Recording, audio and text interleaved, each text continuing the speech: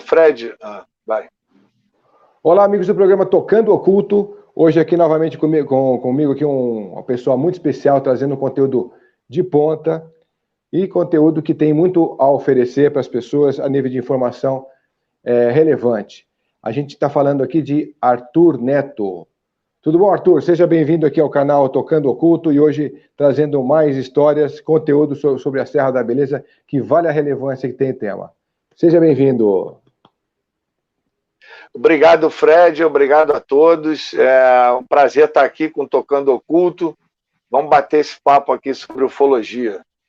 Vamos sim, vamos sim. Eu entrei aqui, apertando aqui no susto, algumas tags aqui, né, alguns banners, mas aí a gente já se acertou aqui, agora a gente já está novamente conectado. E eu te pergunto exatamente essa relevância. Você está no Rio de Janeiro, você tem estudado ufologia. Eu queria que você dissesse um pouco para o pessoal, né, que ainda não te conhece, quem é o Arthur Neto, há quanto tempo estuda ufologia, como é que você se interessou por esses assuntos, né? E qual é a relevância da ufologia na tua vida, para depois a gente começar a falar sobre os seus estudos na Serra da Beleza e tudo mais. Vamos lá, é contigo. Bom, então, Fred, eu comecei ufologia cedo. Aos 12 anos de idade eu li a nossa Bíblia, Eram os Deuses Astronautas. Eu fui muito incentivado pela minha mãe, praticamente eu sou ufólogo por conta da minha mãe. Pra você ter ideia, a primeira vigília que eu fiz na minha vida, entre 88 e 89, foi com a minha mãe na Serra da Beleza. A primeira a sair de casa para fazer uma vigília ufológica. Nossa, com um grupo, mano. Na época nós fomos encontrar o grupo do Marco Antônio Petit, que é o pioneiro lá da Serra da Beleza. Começou lá em 82 e eu fui para lá nessa data com a minha mãe, já em 88. De lá para cá, o bichinho da ufologia me pegou e eu não parei mais. Estamos aí tentando conviver com esse fenômeno que é maravilhoso, é fantástico. E aí nós estamos trabalhando nisso. Aliás, é bom a gente tocar nessa parte.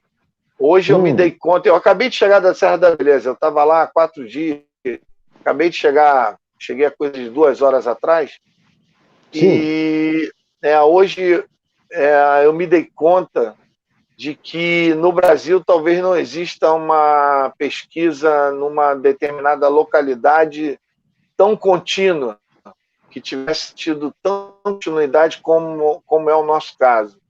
Porque se for fazer as contas de quando o Petit chegou lá em 82 e quando eu comecei com ele, entre 88 e 89, a pesquisa na Serra da Beleza ela já tem quase 40 anos, entendeu? Infelizmente, é uma pesquisa mais de registro, é uma pesquisa de testemunho, é uma pesquisa de levantamento de dados. Então, não é aquela pesquisa dentro dos padrões rigorosos da ciência, porque se nós tivéssemos feito desde o início os registros mais rigorosos possíveis, talvez a gente estivesse com um trabalho científico aí de alto nível dentro dos padrões acadêmicos, né? Mas não foi o caso. A gente começou de forma muito amadora, e hoje nós temos assim quase que uma pesquisa jornalística, vamos dizer assim, uma pesquisa de registro de dados, levantamento de testemunhos, de informação, praticamente tentar testemunhar o fenômeno. Então, quer dizer, nós de qualquer maneira, sim, talvez, a pesquisa numa só localidade mais longa do país, em termos de sequência, né, em termos de continuidade. Então,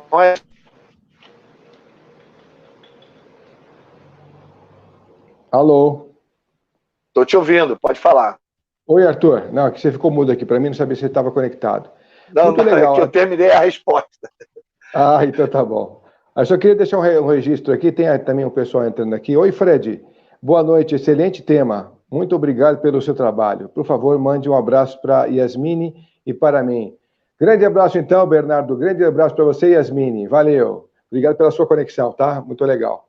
E também a Fernandinha também está conectada aqui conosco, entre outros que estão participando. A Fernandinha ela faz parte do grupo Tocando Oculto no Instagram, que convida todos a participarem conosco. A gente também tem um grupo no Telegram, para quem ainda não conhece, para quem quer participar. A gente tem também no Facebook, para que a postagem também de vocês aconteça e interaja com todos.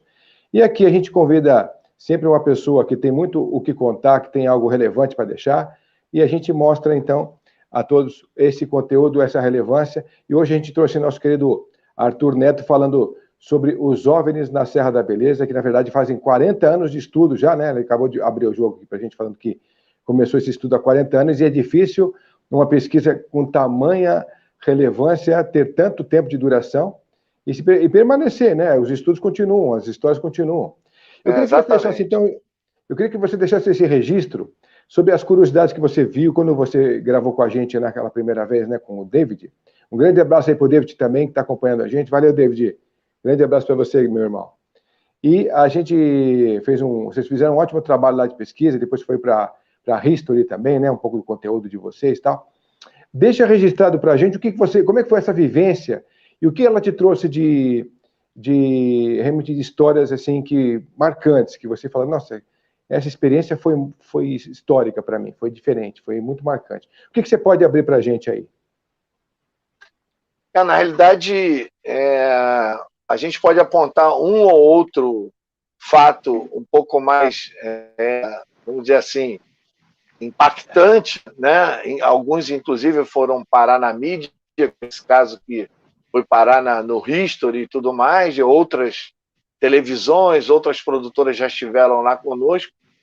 Mas, na realidade, eu acredito que é o conjunto da obra mesmo que faz a diferença, porque nos trouxe uma visão, primeiro,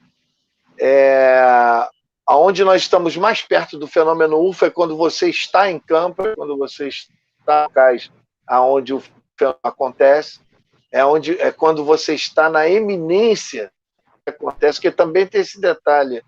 Às vezes, só a expectativa de que pode acontecer a qualquer momento alguma coisa já é tão emocionante quanto o fato em si, entendeu? Quando acontece, aí é emoção pura, é a cereja do bolo.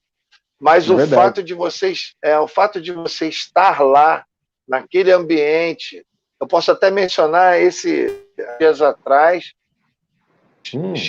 eu e o dono da fazenda lá do restaurante Beleza na Serra, que é restaurante, pousada e camping, que é quem nos recebe lá, quem nos oferece toda a estrutura para pesquisa.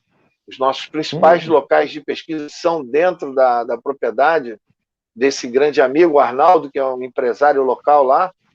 Como é que é o nome do espaço dele? Chama-se Beleza na Serra, Beleza da Serra. Valeu, então. Pousada, restaurante e camping. Você também. Isso. Pousada, restaurante e camping, Beleza. Lá, só o fato de você estar hospedado lá, você já está numa experiência ufológica. Porque você, a qualquer momento, você pode ser apanhado. E nós estávamos lá agora na quinta-feira, não tinha absolutamente ninguém lá no local, né? Porque lá o local funciona mais aos fins de semana, né? E agora com a pandemia também o número de turistas está bem reduzido. E nós estávamos lá, final de tarde, aquela vigília de princípio, né? Que é a vigília ao cair da tarde, início da noite. E nós fomos envolvidos por uma cidade magnética gigantesca, que tomava 360 graus da região. Qualquer lugar que eu apontasse o celular, eu consegui filmar aqueles relâmpagos das nuvens, aquelas tempestades magnéticas. E aí, o interessante dessa história toda, além de nós estarmos cercados, em determinado momento, só em cima de nós estava aberto e tinha como se fosse uma janela para o espaço.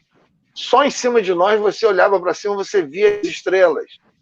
E o entorno todo de tempestade explodindo mesmo, deu até medo, né? Mas a gente tinha uma certa... Porque tem torre de alta tensão na fazenda, tem vários para.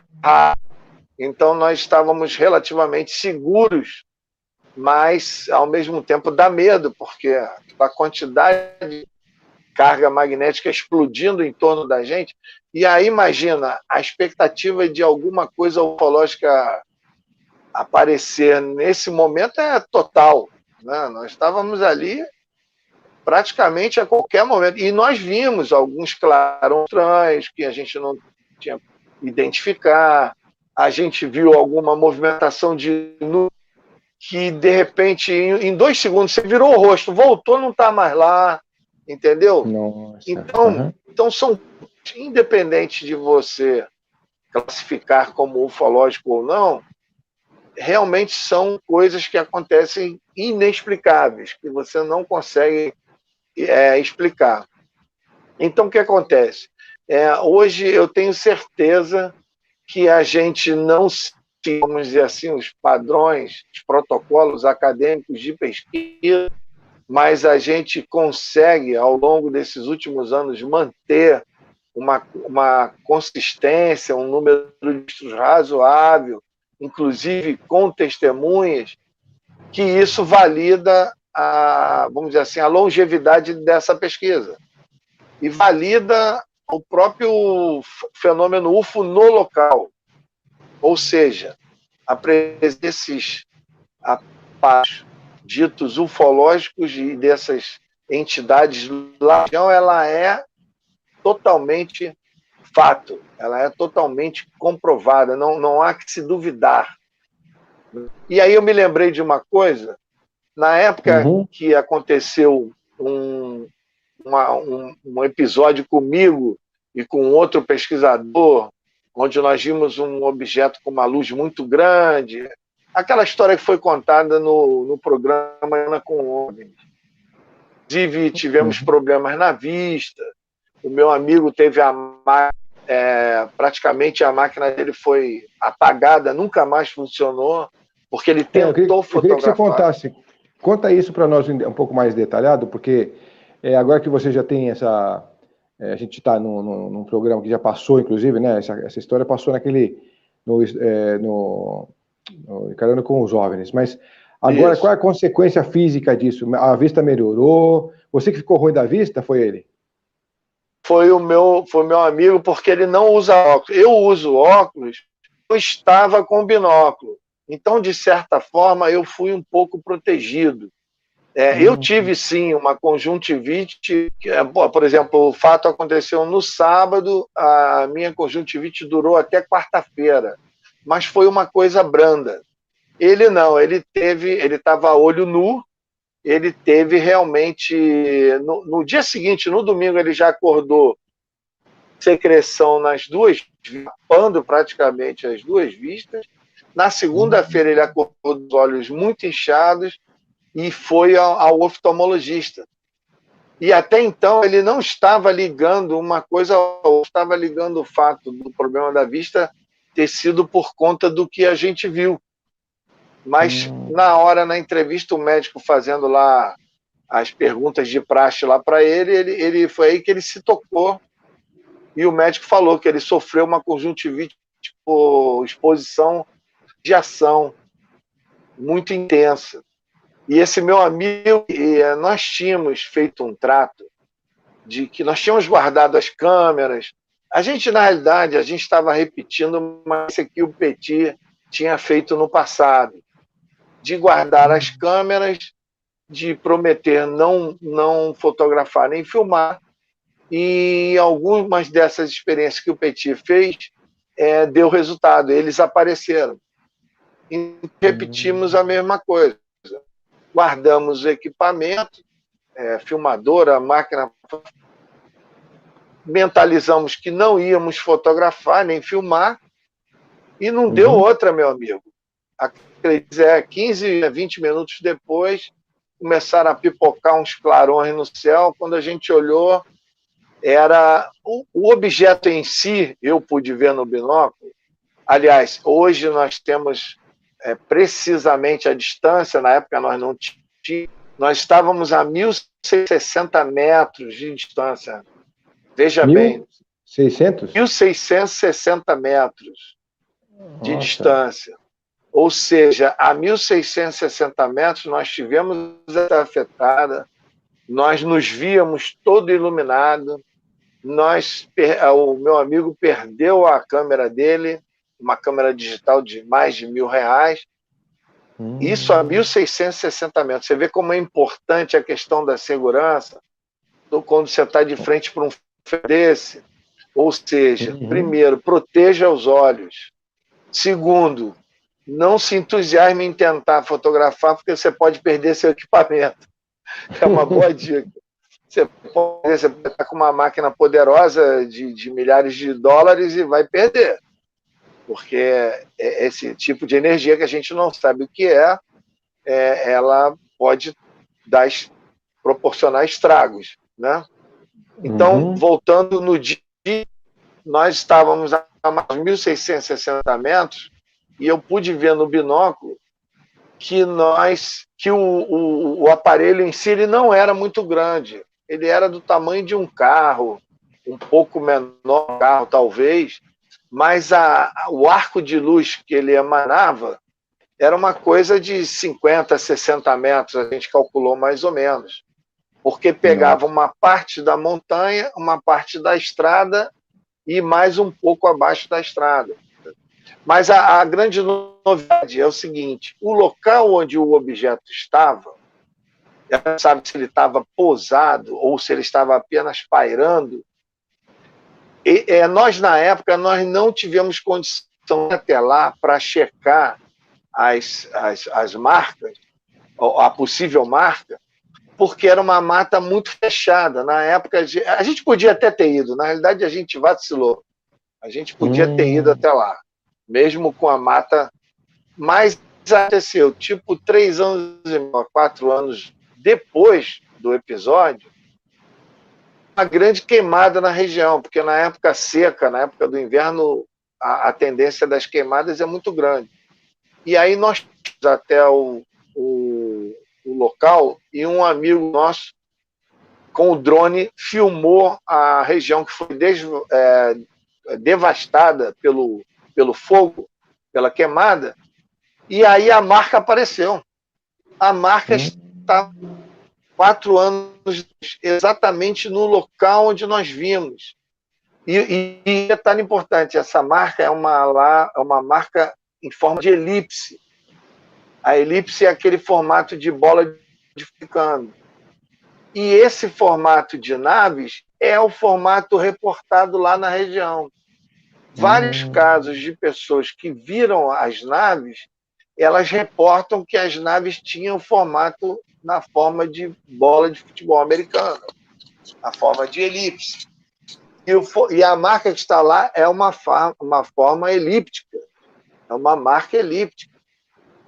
E aí o que acontece? O tempo passou, a gente registrou, fizemos várias imagens, o tempo passou, agora, mais recentemente, eu levei um outro colega nosso, pesquisador lá, com um drone, e nós fizemos uma nova tentativa de fotografar.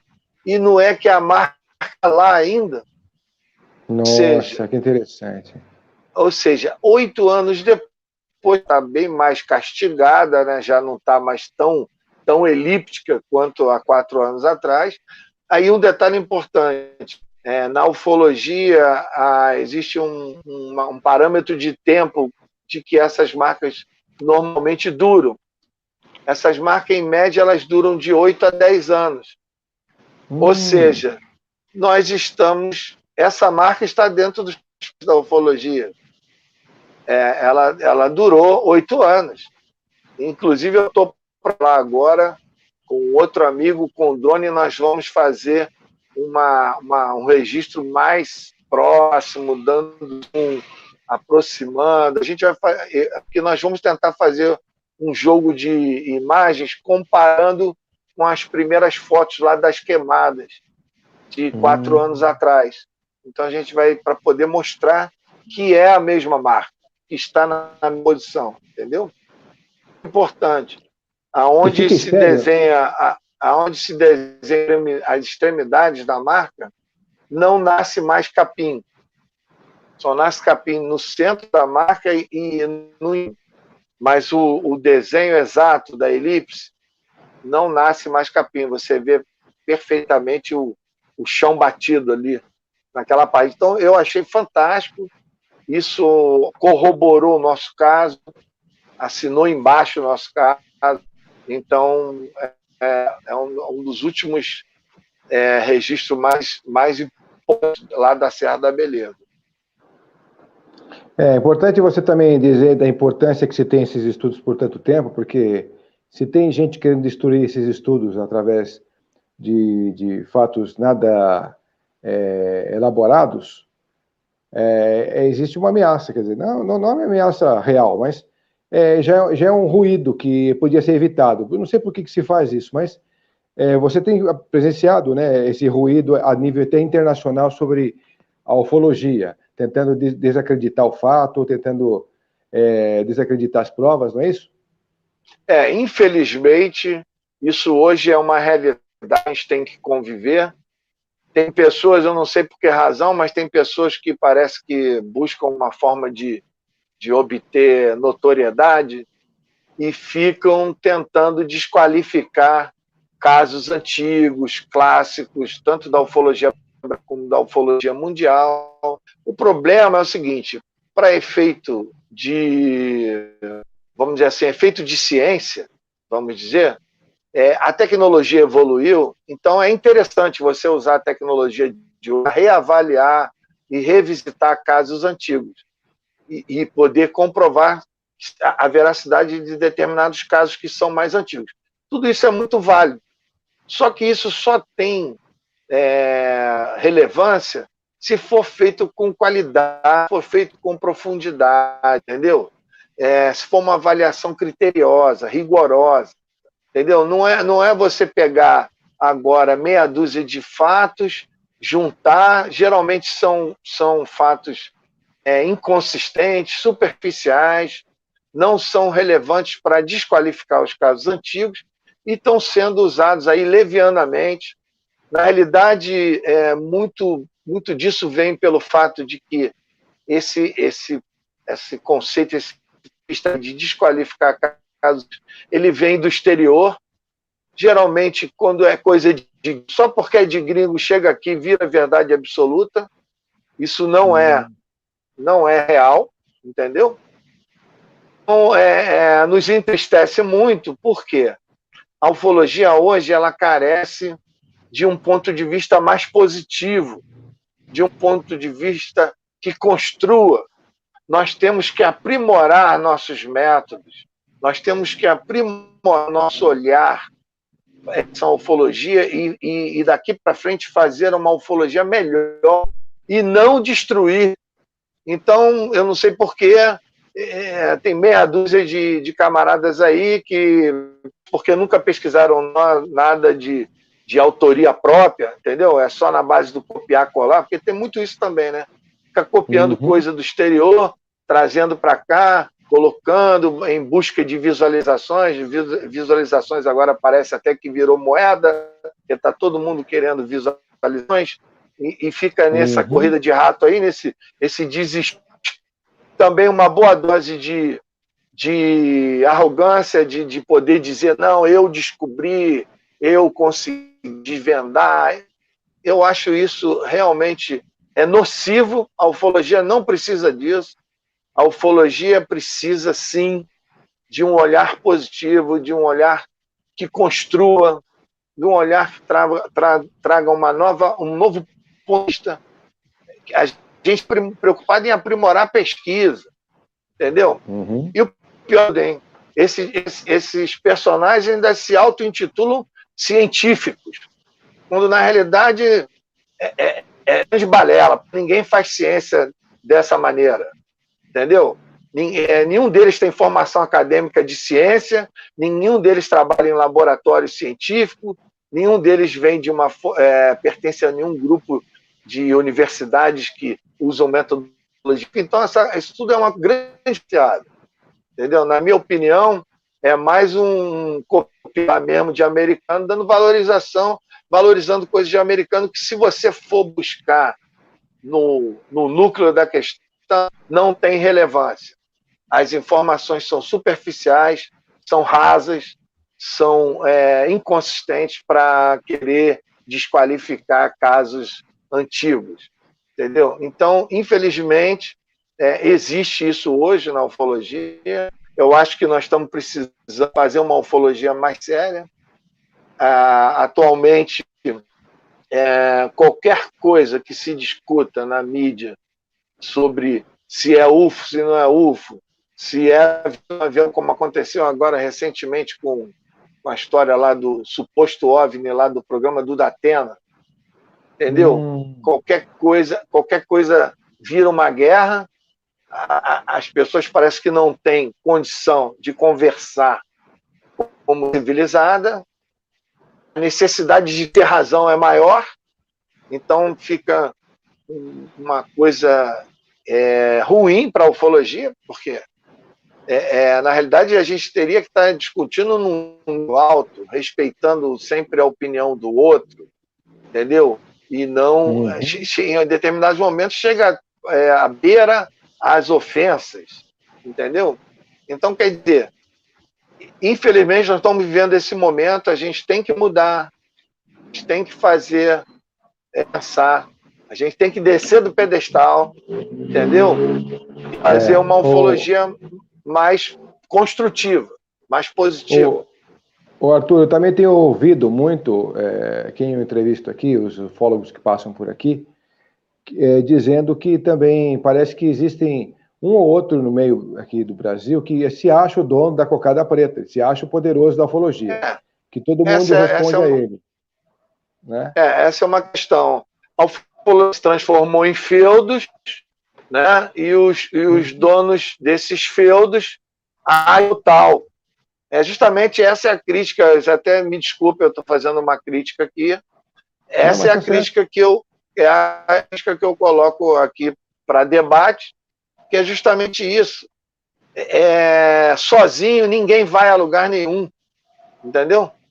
Não é à toa que nós estamos em 2021, nós deveríamos estar fazendo uma ufologia de alto padrão, no mínimo pelos esforços de cada um, e pelas parcerias, pelos dispositivos, entendeu? No mínimo pela boa vontade, entendeu? E na realidade não. Estamos retroagindo, estamos regredindo, o debate virou briga de comadre, entendeu? Aí brigou... Mas a gente também já está provado que a gente está numa era de idiotização, né, de imbecilidade humana.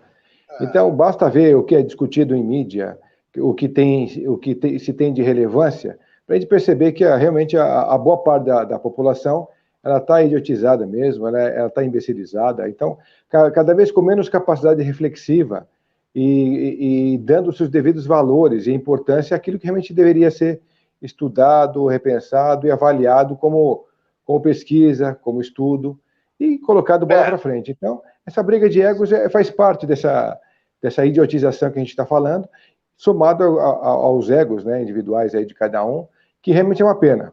Se o fulano de tal que se julga... porque na realidade falta humildade, entendeu? Sim. Outro dia eu fiz uma postagem que coincidentemente era da Serra da Beleza. E essa postagem ela foi feita pelo Google Earth, foi feita por satélite. E aí tinha um objeto lá que, no primeiro olhar, parece estar pairando a alguns metros do chão, do pasto. E faz uma sombra no chão. E aí alguém entrou lá nos comentários, todo mundo estava entusiasmado com o negócio, mas aí entrou um camarada nos comentários e falou: não, isso aí pode ser uma vaca. Quando eu olhei, eu respondi para ele: não, você está certo, pode ser uma vaca, é um bom palpite. Vou aprimorar aqui a nossa avaliação só se não é uma vaca vista de cima. Vamos calcular tamanho. Então, o que eu estou querendo dizer? Que você tem que respeitar a opinião do outro e humildade de admitir que a gente precisa fazer uma avaliação melhor para depois bater o martelo. E no final, dificilmente se bate o martelo sobre alguma coisa ufológica de verdade.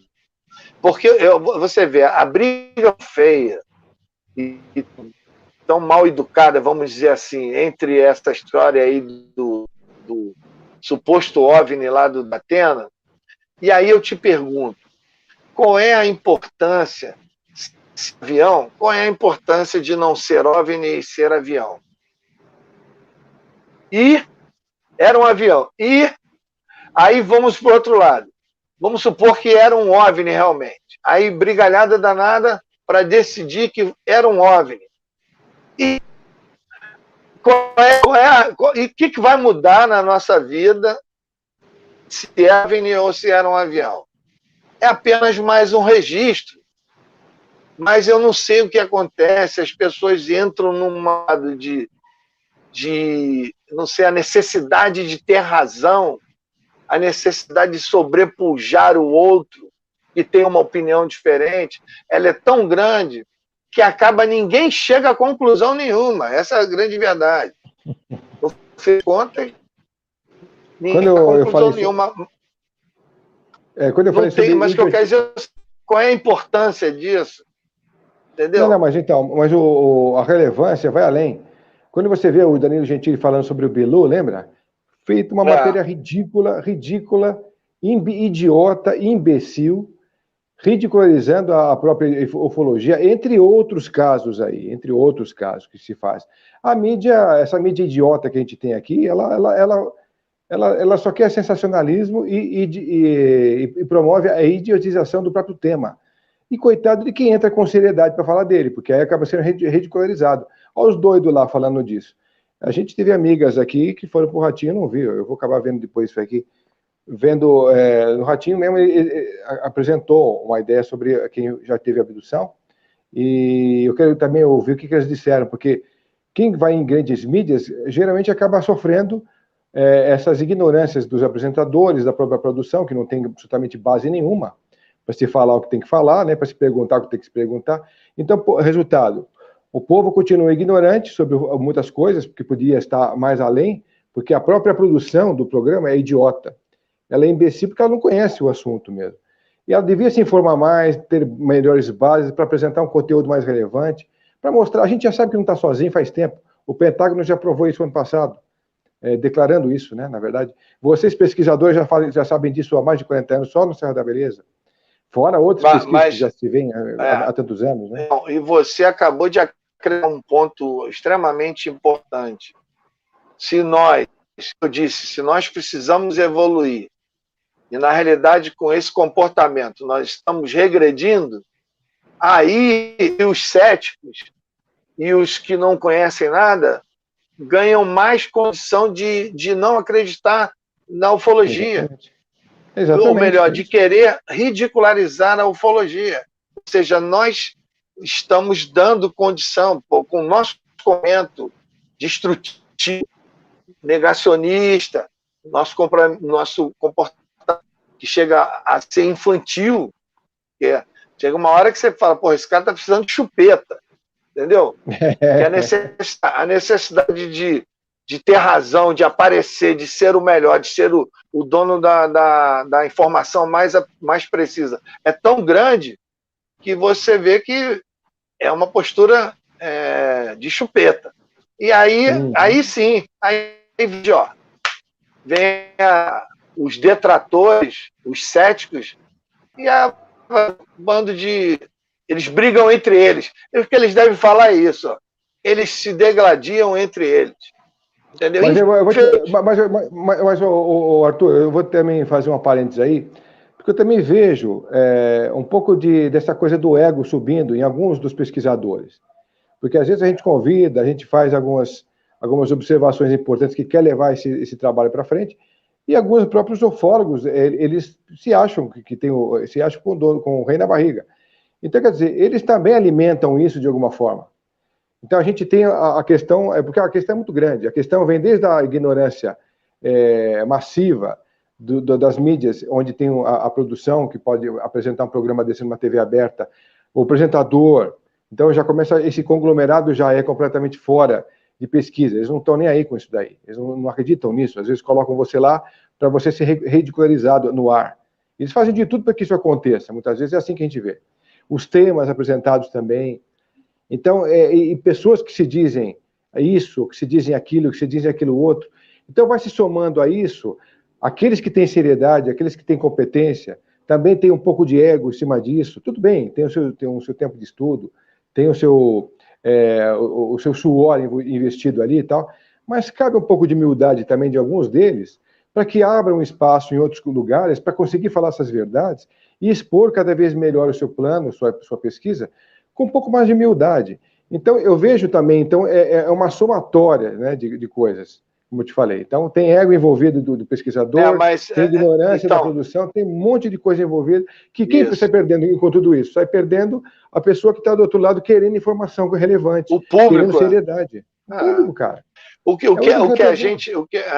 a gente percebe, o Fred, o que a gente percebe é que existe um público ávido por conhecimento.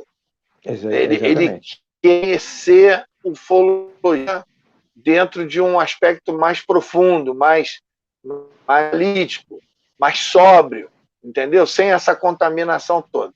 E aí, hoje, a nossa preocupação é essa, no sentido seguinte: muito do que a gente fez durante todos esses anos e que a gente não valorizou e que a gente encarou, porque imagina, você faz alguma coisa tão rotineiramente durante tanto tempo, chega uma hora que você já não dá tanto valor, que você já se torna uma coisa normal, entendeu?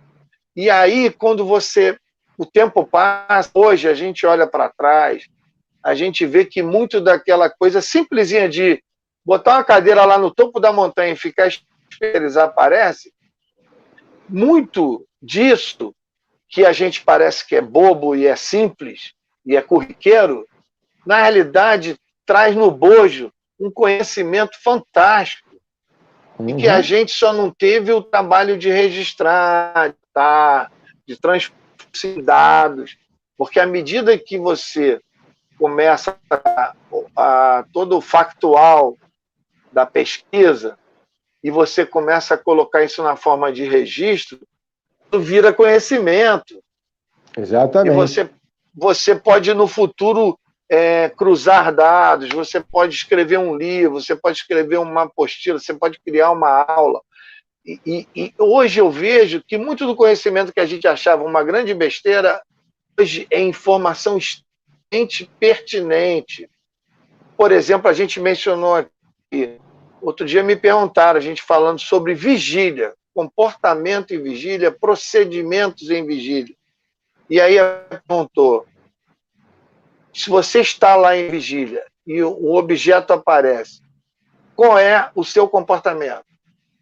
Entendeu? Aí eu fui buscar, lá atrás, pela experiência, fui buscar o conhecimento. Primeira coisa, esteja aos olhos, não se aproxime. Se eles se aproximarem, não se aproxime deles. Procure estar protegido. Não é que eles queiram te fazer mal. Na maioria das vezes não quer. A questão é que a tecnologia deles pode te transformar ou pode te afetar nocivamente. Pode te fazer mal à saúde. Entendeu? Então, quer dizer, procure calma. Um registro importante vem de longo tempo de vigílias.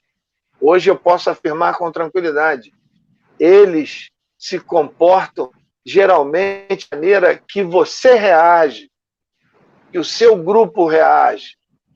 Então, se for uma reação de muito medo, de histeria, eles vão embora imediatamente. Entendeu? A gente já pôde constatar isso. Com reação de serenidade, de tranquilidade, diga-se de passagem, é muito difícil se manter tranquilo nessa hora, se manter sereno nessa hora. Quando é uma reação de tranquilidade, eles geralmente ficam um pouco mais. Às vezes eles se exibem. O Petit falava isso. O Petit comentava, às vezes parece que eles estão se exibindo para nós, para ver que tipo de reação nós vamos ter, para saber se eles podem se atar ou não. Quer dizer, é uma especulação, mas eu digo, o comportamento, ele te dá essa possibilidade de especular, entendeu? Então você vê coisas muito simples, mas que são do dia a dia de quem pesquisa, de quem está lá no frio, no mato, na madrugada, com risco de cobra, com risco de outras situações que envolvem segurança, entendeu? Então, eu dou uma pincelada de um conhecimento que ele está aí, mas ele precisa ser lapidado, entendeu? Ô, Arthur, o que você pode trazer de curiosidades aí que você tem acompanhado que realmente vale a pena a gente ressaltar aqui? Avistamentos, curiosidades sobre seus avistamentos? A gente tem feito vigílias, lá na Serra, por exemplo, a gente tem feito vigílias, mas a gente tem feito com grupos muito reduzidos. Por conta da pandemia, a gente não pode mais convidar pessoas. E o que a gente tem observado? O fenômeno ele está ativo. Não está ativo só na Serra da Beleza, ele está ativo em várias partes do Brasil. A gente tem recebido feedback de pessoas que pesquisam em vários lugares do Brasil, porque essa pesquisa de campo ela é quase entendeu? Ela é praticamente ela é a base de tudo, porque as pessoas desvalorizam ou não têm saco de viajar para tentar fazer pesquisa, mas na realidade é vigiliazinha simples. Essa pesquisa de ir para o meio do mato, ela é a mais próxima do fenômeno. Quem está mais perto do fenômeno? Quem está no teclado aqui copiando coisas de terceiro ou quem está lá num local de alta se expondo, tentando registrar alguma coisa? Então existem no Brasil todo. A gente vem resgatando uns clássicos. Eu tenho feito uma série de podcasts sobre pesquisadores clássicos. Eu já fiz procurem saber sobre o Flávio Tobler, do Piauí. A pesquisa do cara é coisa de filme. São pesquisadores há mais de 30 anos. E são pessoas que não têm o mesmo espaço, têm visibilidade na mídia da maneira que nós aqui do Sul temos. Eu fui atrás outro dia de um pesquisador do Chapéu, da Bahia. Eu levei 3 meses para conseguir o paradeiro dele, consegui o telefone dele através de amigos do interior da Bahia. Eu consegui. Meu grande amigo lá de Jequié, Júlio César, que conseguiu para mim o telefone. Alonso Regis, um pesquisador que tem mais de 30 anos de pesquisa. Ele construiu um disco voador de cimento, que você entra na escadinha, você entra tem sapatas, a nave cheia de luzes coloridas, virou a atração da cidade. Hoje, o disco voador dele, inclusive as escolas levam os alunos para fazer visita. Olha que legal. Na semana astronomia, ele chega lá e ele dá de ufologia para os alunos das escolas locais, né? Então, ele é um pesquisador fantástico. Eu fui resgatar esse cara, porque é um verdadeiro patrimônio das histórias que eles têm. É história que você só vai ver em filme, entendeu? Você tem alguma história desse cara para você contar aqui para nós, não? Tem uma história maravilhosa. Entre as várias histórias que ele contou para mim, inclusive vou fazer uma propaganda aqui, está no meu canal, no book. O nome é Relatos Flutuantes, que é o podcast. a gente deu o nome desse trabalho de Projeto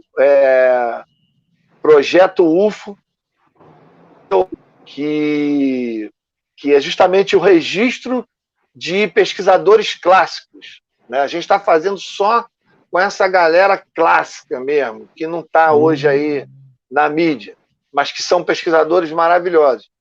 Então, por exemplo, ele contou que ele um dia estava lá em Morro do Chapéu. Aliás, é importante dizer, Morro do Chapéu fica na Chapada Diamantina, é o extremo norte da Chapada Diamantina, é uma região belíssima, tem o Parque Estadual de Morro do Chapéu, que tem cachoeiras maravilhosas, é um lugar lindo, é uma área de preservação ambiental. Para variar, os UFOs sempre estão presentes. Um dado importante para quem não fica sabendo, toda a região onde a é muito preservada e há pouca interferência humana, você pode estar certo que eles estão presentes, sem medo de errar essa informação. E aí o que ele disse? Veio procurar ele um prefeito de uma cidade próxima. E esse prefeito falou para ele que tinha ido até Salvador procurar um ufólogo, procurar alguém de ufologia.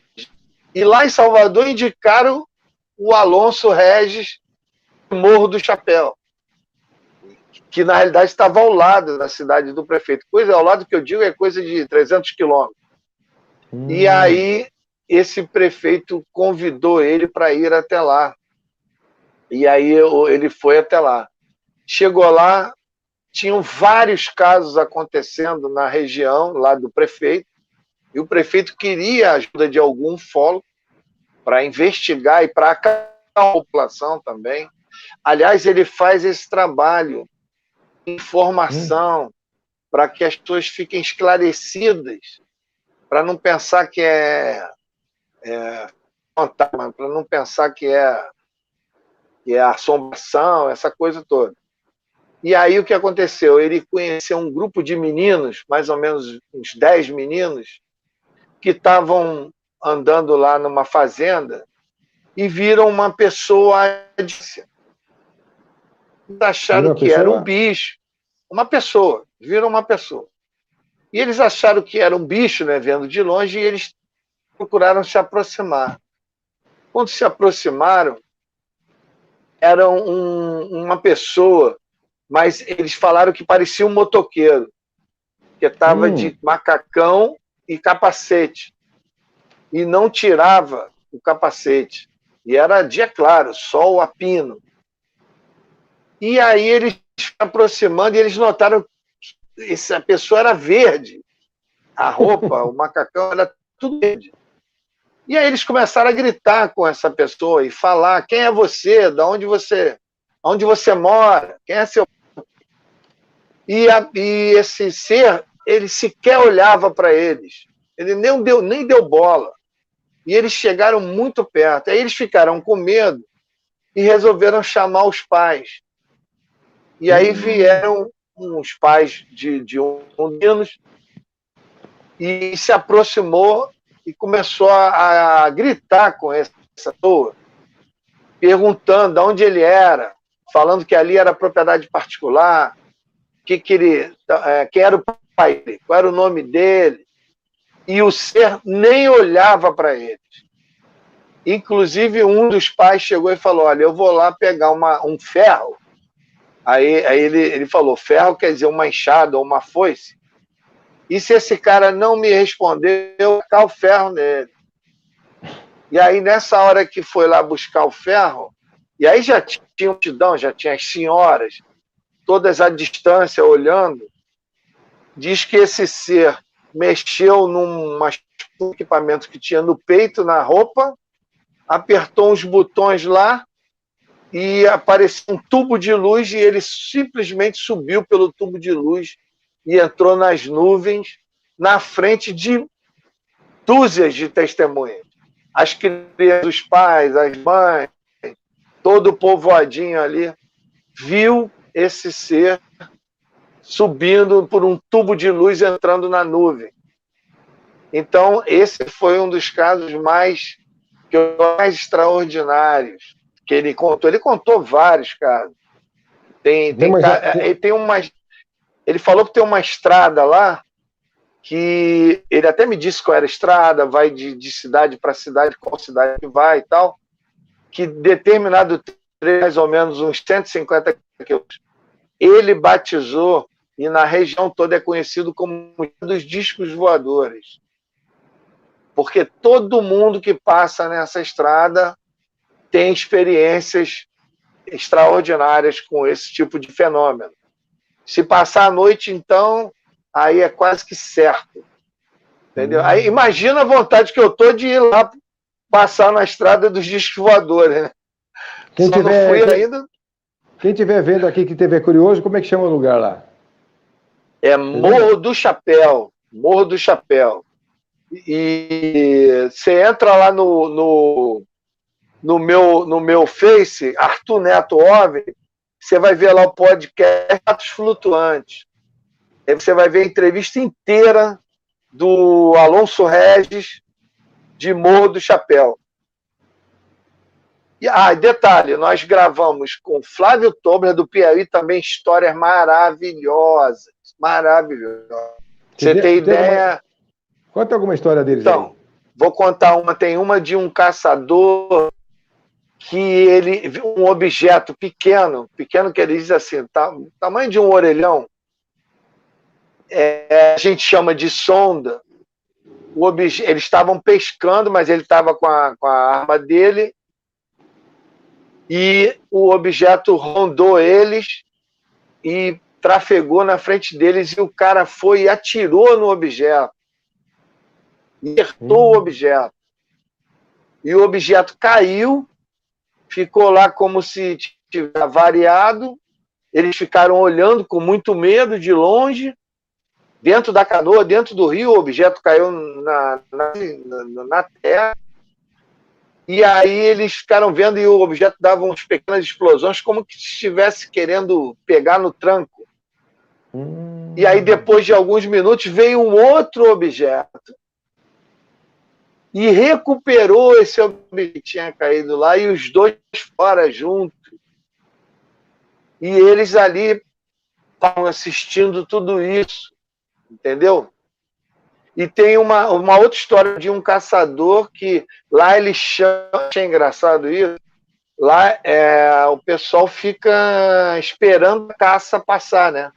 O caçador bota uma cabaninha em cima da árvore, fica na tocaia ali, às vezes fica horas esperando a caça passar para dar o tiro.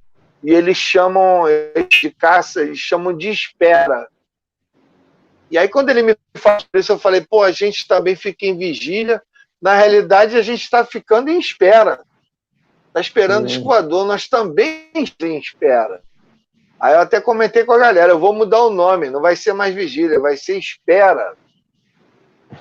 Uma coisa muito interessante também, Fred, é que o Alonso Regis, lá da Bahia, ele usa um termo que eu ia adotar na Serra da Beleza, porque é muito coerente. Quando regiões que tem muito fenômeno UFO, eles chamam de sítio ufológico. Seria o conceito de sítio arqueológico, ou seja, sítio ufológico, porque são determinadas regiões onde o fenômeno ele é muito latente, entendeu? Então eles chamam de sítio ufológico. Aí eu resolvi adotar a nomenclatura. Na verdade, a Serra da Beleza é um sítio ufológico, entendeu? Não sei se... Aí, voltando à história, o cara estava em cima da árvore, na espera lá da caça, e ele, essa é demais, veio uma nave pequena, que tinha uma cúpula de vidro, ele via dentro da nave dois seres, ele falou que o objeto ficou a 5 metros dele, ele falou que conseguia ver os aparelhos, conseguia ver os detalhes da roupa, era um uniforme azul. Ele falou que os seres olhavam para ele e ele olhava para os seres. E eles conversavam entre eles. Isso a 5 metros de distância. E aí, quando ele ficou com muito medo, desceu da árvore, se empocou numa moita. Ele falou que os caras ficaram 4 horas procurando ele, tocado numa moita. Depois de 4 horas e pouco, os caras foram embora, ele viu que estava tranquilo e ele saiu da moita e ele ainda viu os caras ao longe indo embora, a nave indo embora ao longe. Então, quer dizer, são histórias... Tem uma outra, só para você ter ideia, tem uma outra, ia inaugurar uma praça de esportes numa cidade pequenininha, lá do Piauí. Aí estava o prefeito, a multidão toda, as autoridades, prefeita que ia inaugurar, e veio uma nave, cara, na frente de todo mundo e desceu no campo de futebol. Putz, e quando a nave ia descer no campo de futebol, a multidão toda correu. E aí, quando chegou na hora, a nave desistiu por causa da multidão, levantou e foi embora, e todo mundo viu. Todo mundo da cidade viu. Era um momento de cerimônia. Essa história é interessante. Os caras estavam dentro de um campo de futebol fazendo uma cerimônia de posse. Eles iam inaugurar uma praça esportiva, mas tinha um campo de futebol. E aí o objeto veio e desceu no campo. Quer dizer, ele ia descer, né? Ele fez como que ia descer, a multidão correu, ele... Mas tudo isso, cara, ali do nosso lado, Piauí, Brasil, aqui do nosso lado, entendeu? É impressionante. Ele falou que tem delegacia lá em cidades pequenas lá, que tem mais de 40 porque lá quando o cara é perseguido por uma nave, ele vai na delegacia e faz queixa. Porque ele não quer aquilo. Entendeu? Então, nós temos um Brasil vivo, o fenômeno ufológico está vivo pelos cantões afora, e as pessoas, em vez de como vamos melhorar na empresa, para que todos esses casos entrem num estudo gigantesco de nível nacional, entendeu? Então, a riqueza lógica do nosso país é muito grande, entendeu? Então, eu graças a Deus, dei a sorte, estou tentando resgatar esses pesquisadores esquecidos, esses pesquisadores que não são valorizados, pessoas fantásticas, que têm registros maravilhosos. Aí nós fizemos com Flávio Tobler, do Piauí, fizemos com Alonso Regis, de Morro do Chapéu, lá da Chapada, e amanhã deve estar saindo um com Antônio Faleiro. Antônio Faleiro, nosso grande mestre da ufologia de pesquisa de campo. Ele tem uma história bacana também? O Faleiro é o pioneiro.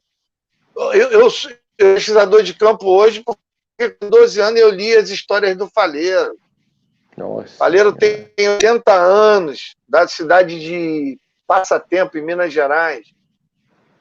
Você tem ideia, Antônio Faleiro fotografou uma gigantesca, que na época era tida como nave-mãe, porque era uma coisa muito grande. Ele fotografou em Passatempo, em 1980. No mesmo dia, essa mesma nave foi fotografada na Argentina, na Europa e na União Soviética. No mesmo dia. Caramba. Essa foi fotografada em vários continentes. Entendeu? Então, essas histórias que Faleiro para nós. Então, o Faleiro foi o primeiro a trazer a hipótese de muitos fatos do folclore brasileiro, do folclore rural, está diretamente relacionado ao UFO. Como, por exemplo, a mãe do ouro, né? pessoal da roça fala a mãe do ouro está voando, na realidade, tudo indica que é um aparato ufológico, né? Então é por aí. Esse cara que você falou assim que é pioneiro, ele te contou alguma história em especial que você lembra para contar aqui com a gente, não? Ah, tem histórias maravilhosas. Tem histórias maravilhosas. Ele tem uma maneira de registrar que é a mais original e a mais bacana. Todos os casos que ele pesquisa, ele registra na forma de desenhos. Ele faz um quadrinho. Então, no único quadrinho, ele põe todos os aspectos daquela história. Olha, e depois põe uma legenda, 4 linhas, 6 linhas, ele já faz um resumão do que é aquela história. Então, você tem ideia, ele tem uma história de um cara que pairou sobre ele estava a cavalo, e desmaiou o cavalo e o cara. Putz. E depois que o cara acordou, o cara nem lembra como, o cara já estava praticamente em casa. Tudo indica que o cavalo acordou primeiro e levou o cara, porque o cara nem lembra. Nossa. Ele e o cavalo. Entendeu? Tem uma história também de um cara que viu a nave, ficou com medo, subiu na árvore e ficou de longe.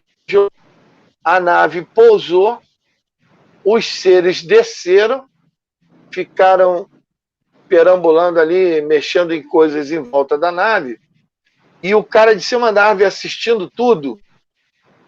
E o que acontece? Ele diz que a luz da nave era tão forte que quando os seres passavam na frente da nave, ele ia através do corpo dos seres, como se fosse um raio-x. Ele via o esqueleto dos seres. Ele via através, por causa da intensidade da luz da nave. Ele descreveu que esses seres eram os Greys, não? Ou eram outros? Não, eles são tipo Greys, mas eles têm uma feição puxando mais para o humano. Eles são baixos. Eles são vários os desenhos. São várias cada história que ele conta tem personagens diferentes. Inclusive, tem uma gravação no meu canal, pode procurar lá no meu canal no YouTube e no Facebook, que o Faleiro me cedeu, de um senhor que ficou conversando com o ser a 2 metros de distância. Caramba! Ele falou que ele ficou tão apavorado que queria correr, mas o ser estava com uma caneta na mão, e essa caneta parece que teve alguém sobre ele que ele não conseguia correr. E ele ficou ali alguns minutos. Ele falou que o ser falava, ele não entendia nada que o ser falava. E a 2 metros de distância, e ele pôde ver todos os detalhes da boca, orelha, cabelo, uniforme, também usava um uniforme. Mas nesse caso aqui, Fred? Você falhou, agora você... Congelou? Congelou. Cadê você? Você está aí? Está ouvindo? Talvez seja legal você sair e entrar de novo.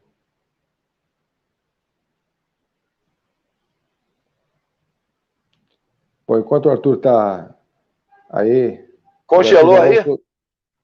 Congelou ainda, você ainda está congelado. Agora você voltou com outra cena. Agora você voltou normal, tá. Então, isso. Arthur, você estava contando essa história, eu acho que congelou, a gente não entendeu nada.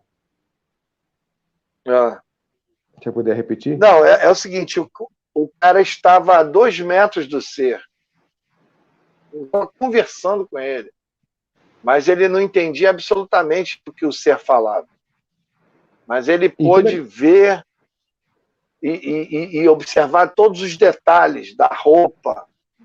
E não tinha nave, esse é o detalhe, não tinha nave, era um ser. De onde era? Não viu nenhum aparelho, não viu. Então, de onde saiu? De onde ele saiu e de onde ele voltou? Ele chegou a ver para onde ele foi depois? Não. Ele falou que você liberou ele, que aí ele não se sentiu mais, vamos dizer assim, paralisado. Ele correu igual um louco, entrou em casa, arrombou a porta, deu com o peito na porta. Entrou em casa, a mulher dele queria saber o que aconteceu. E aí ele não viu, o ser foi.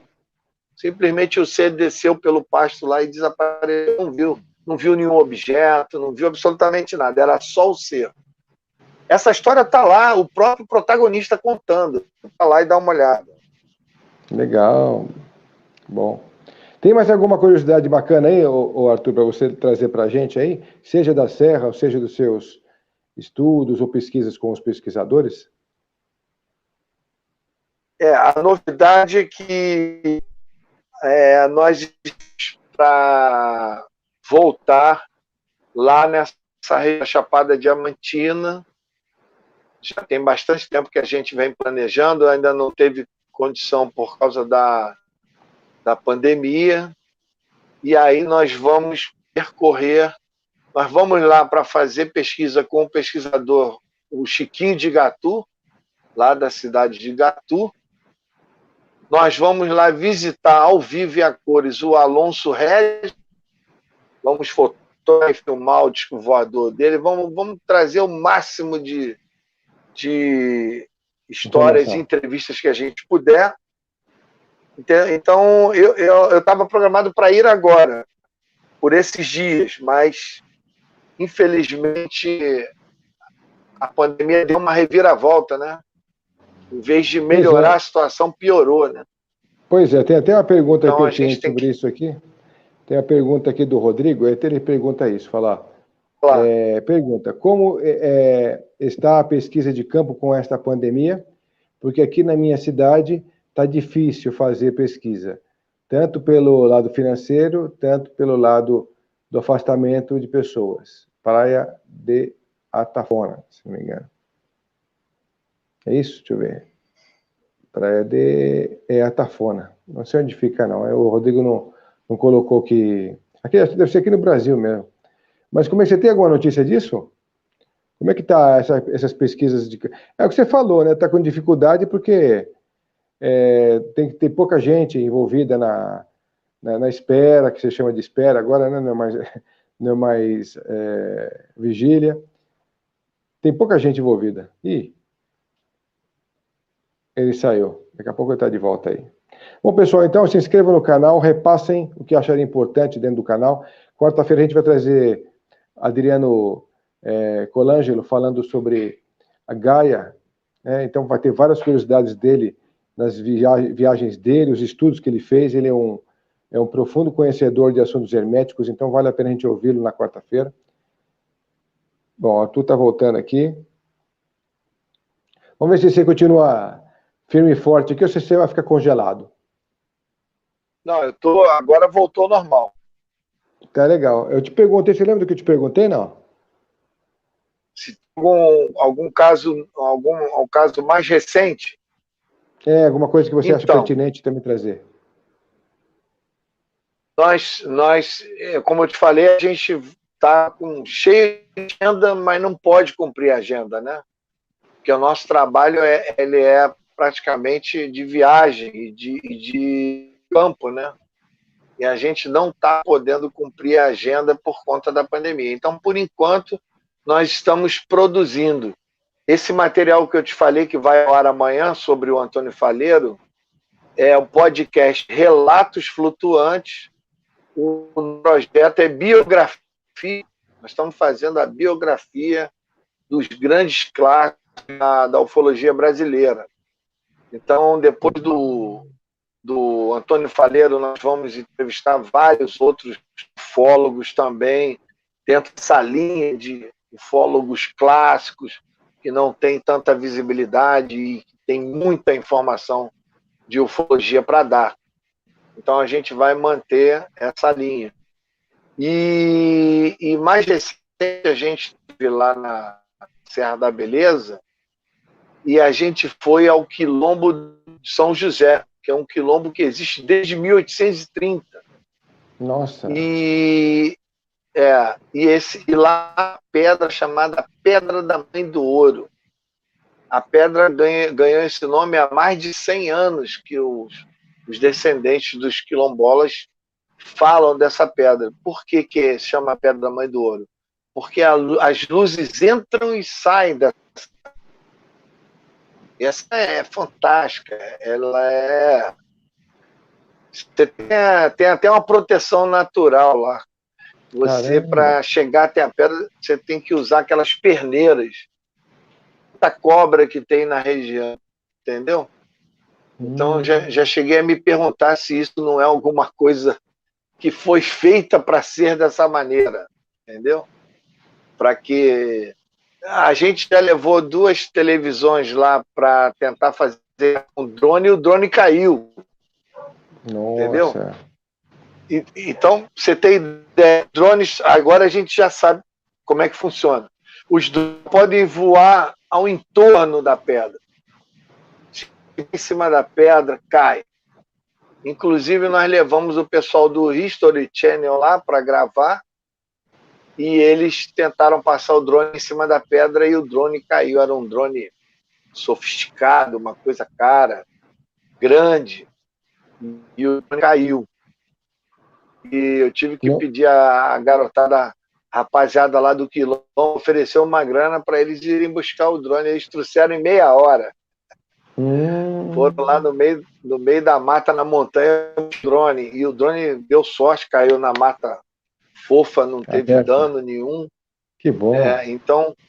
Então nós estamos agora, o objetivo é acampar ao lado da Pedra da Mãe do Ouro para ver o que a gente come. Já o fenômeno lá é tão latente na região, né? Então a gente vai ver o próximo trabalho daqui para frente. Né? Tá, você tem mudando de rumo, você tem alguma informação também interessante sobre o roncador? Algum novo avistamento? Não. Coisa? Não, nunca fui ao roncador. Eu sei que lá é uma região que também é um sítio ufológico, né, através do nosso amigo Ataíde, lá que é o pesquisador lá da região. Ele já organizou grandes eventos lá no roncador. Eu tenho material dele de pesquisa, mas eu não tenho conhecimento, não conheço. Até hoje eu só fui nas 3 chapadas: Guimarães, Chapada dos Veadeiros e Chapada do Diamantina, que eu já fui umas 4 vezes, porque lá como é que se diz? É Papai Noel de adulto. Lá talvez seja, lá é o maior sítio ufológico desse país. E você tem algum testemunho pessoal lá? Tem alguma coisa bacana, relevante lá? Nós ficamos lá 11 dias gravando com o pessoal do History lá, e nós deu para fazer 5 noites de vigília. Dessas 5 noites nós vimos o fenômeno em 3. Então, quer dizer, é um número pequeno, mas é uma música muito boa, né? De 5 noites a gente viu em 3. Pois é. E lá tem um detalhe importante: os OVNIs lá, eles não vêm do céu, eles saem da terra. Lá o pesquisador... Falhou o áudio. Eles saem da caverna. Da caverna. Lá tem umas cavernas, e lá os pesquisadores não usam o termo a nave desceu, a nave chegou. Eles falam a nave saiu. Aí fala, saiu tal hora. A nave saiu. A nave saiu. Porque lá as naves saem de dentro da caverna. Nós vimos a montanha inteira iluminada. Sabe o que é? No meio do nada. Parecia um show de rock, parecia Rock in Rio. Você vê uma montanha inteira iluminada, com holofotes de várias cores: verde, vermelho, azul, branco. Caramba. Vindo de tudo que é lugar. Que não passa carro. Para andar lá é difícil. Teve uma noite que nós fomos gravar dentro da caverna com o pessoal do Rio. Do Nós History? nós subimos a montanha, deu quase 2 horas de caminhada à noite. Nossa, Todo, todo caramba. mundo de perneira para chegar lá para gravar. A gravação está até no programa do De Carona. E é um local totalmente inóspito. Não tinha como ter holofotes coloridos lá. Né? Não tem como. A montanha toda iluminada. Mas vocês conseguiram gravar essa cena dela iluminada, assim como você fala? Não. As cenas que eu vi, eu estava com o cinegrafista, o cara estava com tripé, com a câmera montada, e na hora que apareceu, não gravou nada, cara. Porque esse é um Nossa. detalhe importante.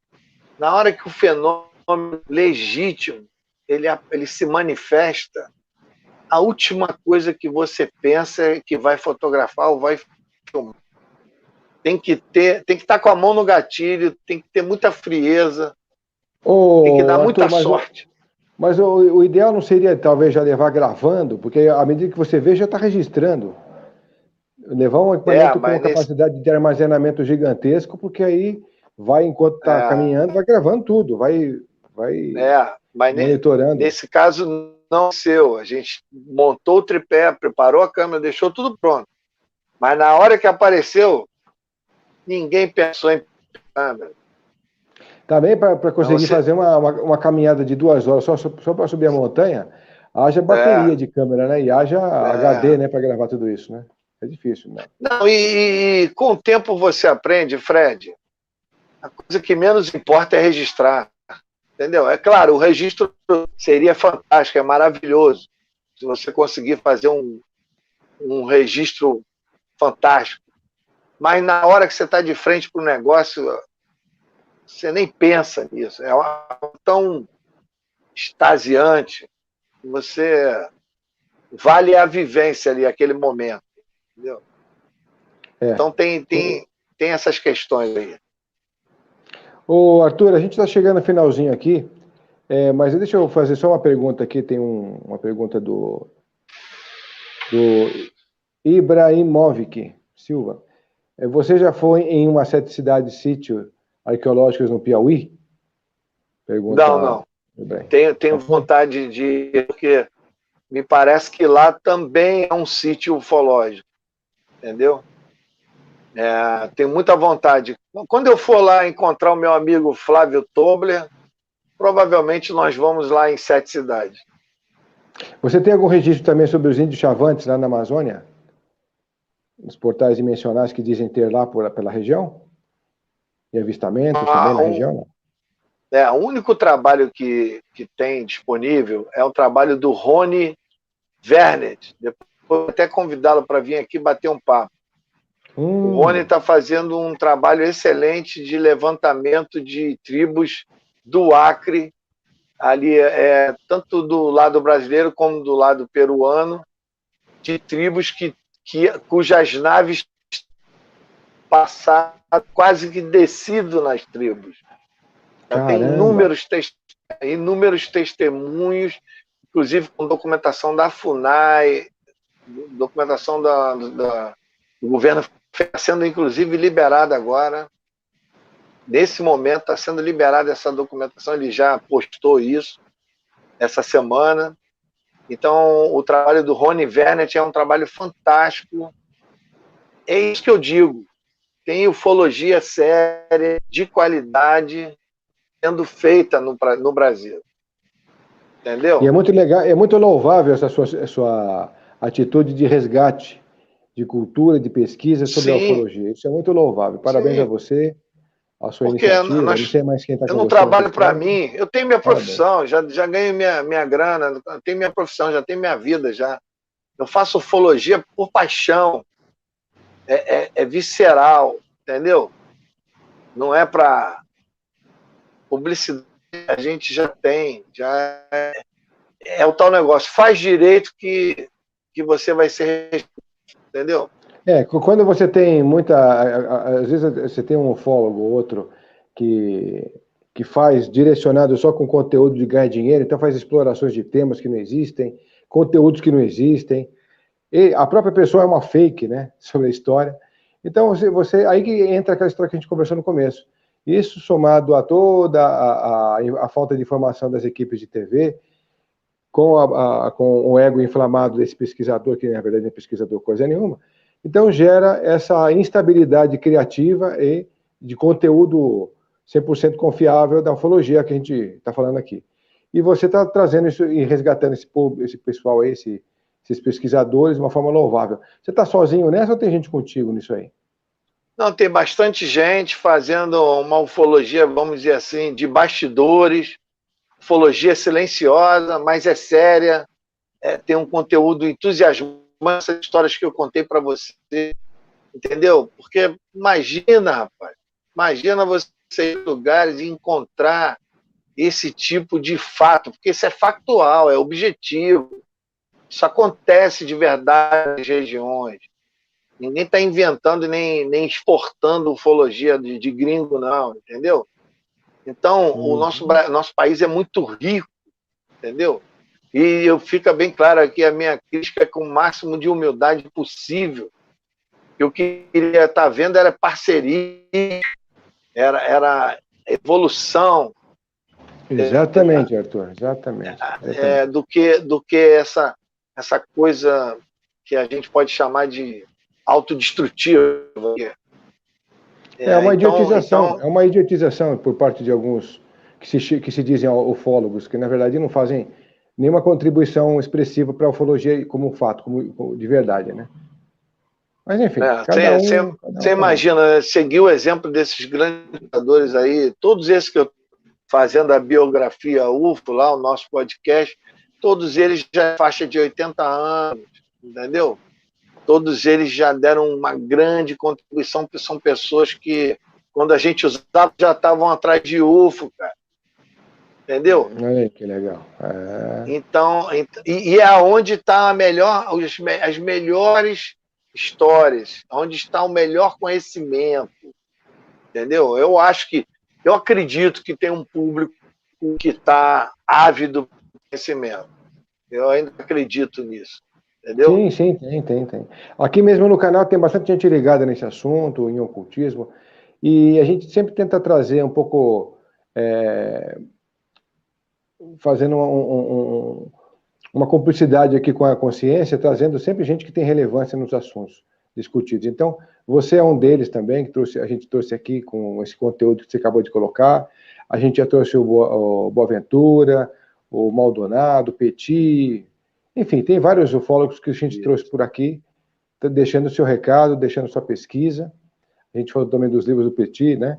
Então, assim, interessante porque a gente tem que deixar as pessoas sempre cientes das novidades, das pessoas que estão fora do métier, né? Da grande mídia. Você só mencionou gente séria, gente amiga, são todos meus amigos. Maldonado, Petit, o Edson. O Edson esteve lá na Serra da Beleza agora. Fizemos uma série de gravações, pensando aí os conteúdos aí de capítulo. Então, quer dizer... Grande abraço a todos aí, grande abraço a todos que eu citei. Com certeza são queridos aqui do programa. Então, assim, o que a gente tem que deixar, Arthur, no meu ponto de vista, a gente está de passagem por aqui, a gente não veio para ficar aqui. A gente está vestindo o nosso avatar, uma hora vamos deixá-lo aqui. Quando ele começar a pipocar, começar a dar pane no sistema, a gente está sabendo que vai deixar a carcaça aqui e se mandar para a origem de fonte, né? Então, enquanto passarmos por aqui, eu sou dessa opinião. Vamos deixar o melhor que a gente pode oferecer, porque cada um só dá o que tem. É verdade. A verdade é essa, você dá o que tem. O que você tem de melhor para se oferecer? Então, a gente tenta procurar isso. O que as pessoas que a gente tem vontade de trazer para o programa pode oferecer de relevância, de seriedade? Então, com base nessas perguntas, a gente traz pessoas como você, como eu falei, o Boaventura, o Maldonado, o Petit e tal. Enfim, gente que tem o que dizer, gente que sabe, gente que faz pesquisa e tal, e que deixa a sua história, né, a sua passagem por aqui. Dizem aquela frase que eu também não acho nada piegas, mas muita gente acredita que seja, mas que o homem é do tamanho da sua pegada. E eu acho que tem tudo a ver com isso mesmo. Né? Você vai, mas a sua pegada vai sempre ficar. de acordo com o seu tamanho, né? Bom, É isso aí. o Arthur, foi um prazer a gente estar batendo esse papo. Na verdade, a gente já está por aqui há quase 1h30, olha aí. 1h24, Bacana, hein? 25. É que eu me entusiasmo, até te peço desculpa, se entusiasma e vai embora quando você passou e você não Imagina, consegue. Arthur. Imagina. Eu tenho que ouvir você. Eu sempre estou aqui na função de ouvir. E talvez, se alguém estiver assistindo, fala, bom, o que ele perguntaria no meu lugar? Eu pergunto no lugar dele. E também, por minha curiosidade, para eu me inteirar e tentar associar as coisas da minha maneira de formar o quebra-cabeça, né, de entendimento aí. Então, o que você ainda acha... Fala. Agradecer pelo convite e agradecer a todos que estão assistindo. Muito obrigado. Se tiverem um tempinho, dá uma passada lá no canal Arthur Neto OVNI, tanto no Facebook como no YouTube, dá uma olhada lá, vê, tem mais de 70 vídeos lá, só aí, coisa pessoal, desse nível, só coisa da roça. Vou até deixar grande para o pessoal sentir aí, ó, tá vendo na tela? Ó? Isso. Arthur Neto OVNI, YouTube e Facebook. Com o mesmo nome, então é fácil o pessoal te achar por lá, né? A gente costuma dizer que é ufologia de raiz. A história é de raiz mesmo, entendeu? Eu tive um insight há tempos atrás, assim, bastante tempo atrás, né? Eu sabia que minha avó não ia durar muito, mas a minha avó tinha muita história para contar. Eu falei, eu não posso deixar minha avó morrer sem ela me contar as histórias que ela sabe. Eu pouco ia na casa dela, né? Mas eu fiz questão naquele dia de sentar com ela e pegar todas as histórias que ela tinha para contar sobre fantasma, sobre bruxaria e tal, que ela via lá ela era caseira de uma chácara em Itapecerica. Então ela tinha muita história lá. Eu vou contar uma coisa interessante para pensar que é piada, mas é verdade, né? Eu estava bebendo água, eu era muito pequeno, mas eu estava bebendo água, e aí eu escutei bater na porta, né, da cozinha, e estavam todos lá embaixo na chácara, meu pai, minha avó, meu avô e tal, né? E estava eu e minha irmã bebendo água ali na cozinha, era uma casa pequena, que era toda ao redor, era tudo mato, né, tudo planta, árvores frutíferas e tal, né, tinha hortaliças também ao redor e tal. E eu falei, vou jogar água na pessoa que está enchendo meu saco aqui, batendo na porta. Peguei o copo d'água, enchi, quando eu acabei de bater na porta, eu ia jogar na pessoa, cadê a pessoa? Não tinha. Aí eu olhei para cima, não tinha ninguém, na lateral não tinha ninguém e tal. Então, aí com base no que você falou, eu falei, não, eu preciso contar essa história para minha avó e tantas outras que ela tem sempre me contado, né? Que eu preciso ouvir. Então, eu tirei um dia inteiro para ouvir as histórias dela. E foi assim, fantástico, porque você ouve da raiz, né, de quem viveu o problema, né? E quem sentiu as histórias. O que você está fazendo? Você está trazendo à tona histórias de pessoas que viveram, que sentiram, que relataram e agora vão ficar super contentes porque você lembrou deles, né? As pessoas, quando se sentem lembradas por alguém, é motivo de que reconheceu a existência que teve. Isso que é legal. Exatamente. Não passou batido. Não passou batido por aqui, né? Então você está fazendo um papel bastante louvável. Parabéns aí pela tua iniciativa. É isso aí. Vamos em frente. A tendência agora é essa. Sou natural, o Almilcar, sou natural de Ipiabas, município vizinho de Serra da Beleza. Meus Passei avós lá são naturais. Hoje. Olha aí, ó. Meus avós são naturais de Santa Isabel. Meu tio tem muitas histórias na Serra da Beleza. Tem algo lá mesmo, sem dúvidas. É isso aí, meu cara. Ele acabou de relatar bastante coisa aqui, né, o Arthur? Você que deixou. Na verdade, tem muita história lá, né? Você já contou isso em outros lugares, no seu canal. E o pessoal está com. Eu vou deixar de novo até o teu canal aqui, para o pessoal continuar se ligando no teu endereço. Cadê? Quem chegou agora, talvez não tenha visto. Mas eu vou deixar já de novo aqui. Cadê? Aqui, ó. Então tá aí o pessoal. Arthur Neto OVNI, YouTube e Facebook, para que você que quer descobrir essas e outras muitas histórias que o Arthur tem para contar, com gente que tem o que dizer. E ele trouxe também como pesquisador e sério de longa data. Ô Arthur, esse pessoal que você está trazendo, que você falou assim, que você está resgatando da ufologia, até agora você contabilizou 3 deles, né? Que são bem expressivos. Sim, sim. Já tem uma agenda enorme aí de outros caras, de outras regiões do Brasil, mas que por uma questão estratégica é melhor não falar. Tá, mas eu vou sugerir para você uma ideia aqui, talvez até você já tenha pensado nisso. Tenta criar um livro sobre isso, a página de fulano, capítulo do Beltrano, porque depois você tenta ver a viabilidade disso com o Clube dos Autores, ou se alguém tiver alguma outra ideia melhor, porque assim, vai ser registro histórico. Não, isso aí eu posso dizer, não é segredo. Estou escrevendo um livro. E o meu livro não meu livro não é autobiográfico, é um livro sobre histórias, sobre essas histórias. São histórias no Brasil inteiro. Histórias dos pesquisadores, histórias minhas, que eu pesquisei. Então eu acabei falando, eu dando uma ideia que na verdade você já tem, você já está evoluindo, olha aí, ó. Acabamos sintonizando a ideia. Daqui a um tempo a gente vai materializar isso, mas já está sendo escrito. Legal, muito bacana. A ideia é ter pelo menos umas 100 histórias, entendeu? Em detalhes, né? Por aí. Arthur, tem alguma coisa de relevante que nós não falamos que você quer dizer aqui? Para a gente fechar o programa? Eu só queria dizer a você o seguinte, se você viu alguma coisa ufológica e você quer registrar isso, quer contribuir com uma pesquisa séria, basta entrar no Facebook, o nome do site é Eu Vi um OVNI. Eu Vi é uma iniciativa, questionário de 20 perguntas. Esse questionário, inclusive, a gente plagiou as perguntas. Esse questionário é o questionário oficial da Força Aérea Brasileira, quando liga testemunhos de OVNI. Então, são 20 perguntas que já determinam exatamente a sua história e ainda tem um espaço lá para você evoluir mais algum detalhe que você queira contar. E aí, você autorizando, essa sua história vai ficar dada, ninguém vai ter acesso, é sigilo confidencial, ninguém tem acesso, e essa história vai ser compilada. A ideia é nós chegarmos a 500 ou 1000 histórias daqui a 2 anos, e depois nós vamos fazer um trabalho científico gigantesco, extraindo dados, estatísticas, regionalidade, e você pode contar a sua história lá, você vai contribuir com a estatística nacional de ufologia, coisa que nós não temos.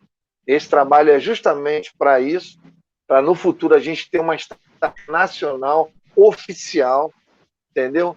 E o seu nome estará preservado, você não será exposto de forma... você pode até identificar os seus dados quando nós publicarmos a compilação de dados, mas não identificaremos, preservaremos as testemunhas, entendeu? Você me fez lembrar também do Dr. Navarro, que também fala sobre ufologia científica. Também é outro conteúdo também que ele trouxe com relevância. Também ele fez pesquisa durante muito tempo, pegou grandes nomes aí também das pesquisas que ele andou fazendo os seus contatos e trouxe para um livro também, que até me presenteou com ele.